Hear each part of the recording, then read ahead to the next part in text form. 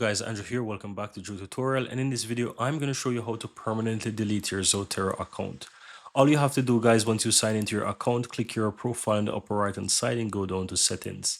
On the left hand side, click on security, then scroll down to the bottom and you'll find delete account. Here, you have the option to permanently delete your account. Click on permanently delete. It's going to take you over here where you'll find your groups and all of those different things. And it will tell you if in case you have any groups, you need to go ahead and close out those groups first. You need to delete those groups first before you can permanently delete your account. So go ahead and click on the groups, manage profile for that group, and you will see that you have the group. Click and delete the group, and once the group is deleted, you can now take the approach to delete your account. So now you can go back to your home and click your profile, or go back to the settings, guys, and go back to security, scroll down to the bottom, then try again to permanently delete your account. Now you'll be having the option to delete your account, and here it says that yeah, you can go ahead and you can clear your metadata if that's what you want.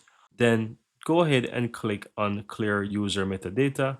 Then you'll have the option right here to delete account. So then go ahead and just choose the option to delete account by clicking on delete account again. Then click on the OK button here, and that's gonna delete your Zotero account.